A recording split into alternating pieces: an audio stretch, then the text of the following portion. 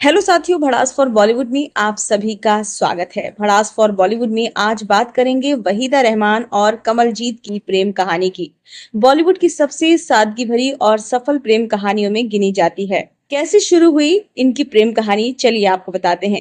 दोनों की पहली मुलाकात 1964 की फिल्म शगुन के सेट पर हुई थी। उस समय कमलजीत, जिनका नाम असल शशि रेखी, वहीदा रहमान से प्रभावित हो गए थे, लेकिन उन्होंने कभी जल्दबाजी नहीं दिखाई। कई वर्षों तक दोनों सिर्फ अच्छे दोस्त रहे। कमलजीत अपने करियर में बिजी रहे, जबकि वहीदा अपनी फिल्मों में बिजी रही। इनकी शादी कैसे हुई, ये भी दिलचस्प है। बाद में निर्माता यश जौहर ने कमलजीत को सलाह दी कि अगर वो अब भी वहीदा से प्यार करते हैं तो उन्हें शादी का प्रस्ताव देना चाहिए। कमलजीत ने हिम्मत जुटाकर वहीदा को प्रपोज किया और वहीदा ने प्रस्ताव स्वीकार कर लिया। 27 अप्रैल 1974 को दोनों ने शादी कर ली। उनके दो बच्चे हुए, बेटी काशवी और बेटा सोहेल। इनका शादीशुदा जीवन कैसे गुजरा, चलिए ये भी आपको बताते हैं। शादी के बाद वहीदा रहमान ने फिल्मों से कुछ दूरी बनाई और बेंगलुरु के पास अपने फार्म हाउस में परिवार के साथ शांत जीवन बिताया। साल 2000 में कमलजीत का निधन हो गया। इसके बाद वहीदा मुंबई लौट आई और फिर से चुनिंदा फिल्मों में काम करना शुरू कर दिया। वहीदा रहमान का नाम कभी गुरुदत्त के साथ भी जोड़ा गया था। हालांकि उन्होंने हमेशा अपने निजी जीवन पर बहुत कम बात की और कहा कि उनकी निजी जिंदगी निजी ही रहनी चाहिए। उन्होंने कमलजीत के साथ एक स्थिर और सम्मानजनक वैवाहिक जीवन भी बिताया। शादी से पहले कमलजीत वहीदा रहमान को बेहद पसंद करते थे, लेकिन वो बहुत शर्मीले स्वभाव के थे। कहा जाता है कि कई सालों तक उन्होंने अपने दिल की बात वहीदा से नहीं कही। फिल्म शगुन के दौरान दोनों की दोस्ती गहरी हुई, लेकिन कमलजीत को डर था कि कहीं वहीदा उन्हें मना न कर दे। एक बार कमलजीत ने अपने दोस्तों से कहा कि अगर वहीदा उनसे शादी के लिए हाँ कह दें तो वो खुद को दुनिया का सबसे खुशकिस्मत इंसान मानेंगे। आखिरकार जब उन्होंने शादी का प्रस्ताव रखा तो वहीदा ने बिना किसी नाटक या शर्त के हाँ कर दी। वहीदा रहमान बाद में मजाक में कहती थी कि कमलजीत बहुत सीधे साधे और ईमानदार इंसान थे और यही बात उन्हें सबसे ज्यादा पसंद आई। यही सादगी उनकी शादीशुदा जिंदगी की सबसे बड़ी ताकत बनी। जब वहीदा रहमान ने फिल्म गाइड साइन की, तब कई लोगों ने उन्हें चेतावनी दी थी कि फिल्म में उनका किरदार रोजी एक ऐसी महिला का था जो अपने पति को छोड़कर अपनी पहचान बनाने निकल पड़ती है। उस दौर में ऐसे किरदार को बहुत साहसिक माना जाता था। कई अभिनेत्रियां ये भूमिका करने से हिचक रही थी, लेकिन वहीदा को कहानी पर पूरा भरोसा था।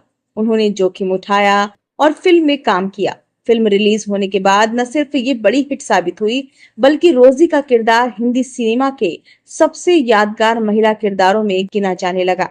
कहा जाता है कि शूटिंग के दौरान वहीदा अपने किरदार की बारीकियों पर बहुत मेहनत करती थी। उनके शानदार अभिनय ने फिल्म के नायक देव आनंद को भी बेहद प्रभावित किया। आज भी गाइड को भारतीय सिनेमा की महान फिल्मों में गिना जाता है और वहीदा रहमान के करियर की सबसे बेहतरीन फिल्मों में से एक माना जाता है। वहीदा रहमान अपने अनुशासन और आत्मसम्मान के लिए जानी जाती थी। अपने करियर के शुरुआती दिनों में उन्होंने साफ कर दिया था कि वो किसी भी फिल्म में ऐसा दृश्य नहीं करेंगी जिससे उन्हें असहज महसूस हो। एक बार एक फिल्म की शूटिंग के दौरान उनसे एक दृश्य को बदलने के लिए कहा गया, लेकिन वहीदा को लगा कि इससे उनके किरदार की गरिमा कम हो जाएगी। उन्होंने विनम्रता से अपनी बात रखी और निर्देशक को समझाया। उनकी दलील इतनी मजबूत थी कि अंततः दृश्य में बदलाव किया गया। उस दौर में जब नई अभिनेत्रियों के लिए अपनी बात रखना आसान नहीं था, वहीदा ने हमेशा अपने सिद्धांतों से समझौता नहीं किया। यही वजह थी कि फिल्म इंडस्ट्री में उन्हें सिर्फ एक बेहतरीन अभिनेत्री ही नहीं, बल्कि बेहद सम्मानित व्यक्तित्व के रूप में भी देखा जाता है। उनकी यही सादगी और आत्मविश्वास उन्हें अपने समय की दूसरी अभिनेत्रियों से अलग बनाती थी। बहुत कम लोग जानते हैं कि वहीदा रहमान को महान फिल्मकार सत्यजीत रे ने अपनी फिल्म अभिजान में काम करने का मौका दिया था। शूटिंग के दौरान वहीदा को बंगाली भाषा नहीं आती थी। उन्होंने अपने संवादों को समझने और सही उच्चारण के साथ बोलने के लिए काफी मेहनत की। सत्यजीत रे उनकी लगन से इतनी प्रभावित हुए कि उन्होंने अपनी पेशेवर प्रतिबद्धता की खुलकर तारीफ की। एक और दिलचस्प बात तो ये है कि वहीदा रहमान सेट पर कभी स्टार जैसा व्यवहार नहीं करती थी। वो तकनीशियनों और जूनियर कलाकारों से भी उतने ही सम्मान से मिलती थी जितना बड़े सितारों से। इसी वजह से इंडस्ट्री में उनकी छवि एक बेहद विनम्र और गरिमामय कलाकार की रही है। यही कारण है कि दशकों बाद भी वहीदा रहमान को सिर्फ उनकी खूबसूरती या अभिनय के लिए नहीं, बल्कि उनके व्यक्तित्व और सादगी के लिए भी याद किया जाता है। आज 88 वर्ष की वहीदा रहमान सक्रिय फिल्मी जीवन से काफी हद तक दूर हैं। और अपेक्षाकृत शांत जीवन जी रही हैं।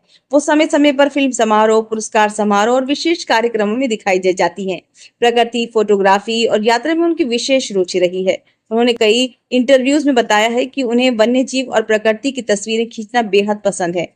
वो चुनिंदा फिल्मों और डॉक्यूमेंट्री प्रोजेक्ट्स में कभी कभार नजर आ जाती हैं, लेकिन रोजाना अभिनय नहीं करती। वर्ष 2023 में उन्हें भारतीय सिनेमा में उनके असाधारण योगदान के लिए दादा साहेब फाल्के अवार्ड से सम्मानित किया गया था, जिसके बाद वो फिर से चर्चा में आई।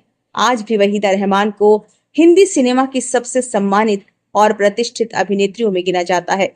उनके प्रशंसक उनकी पुरानी फिल्मों जैसे गाइड, प्यासा और कागज के फूल को बड़े प्रेम से याद करते हैं। तो कैसी लगी आपको वहीदा रहमान की ये स्टोरी और उनकी लव स्टोरी? हमें कमेंट बॉक्स में जरूर बताएं। और आगे किसकी स्टोरी आप सुनना चाहेंगे ये भी जरूर बताएं। और ये भी जरूर बताएं कि वहीदा रहमान की कौन सी मूवी आपको सबसे अच्छी लगती है। तो अब हमें इजाजत दीजिए। धन्यवाद।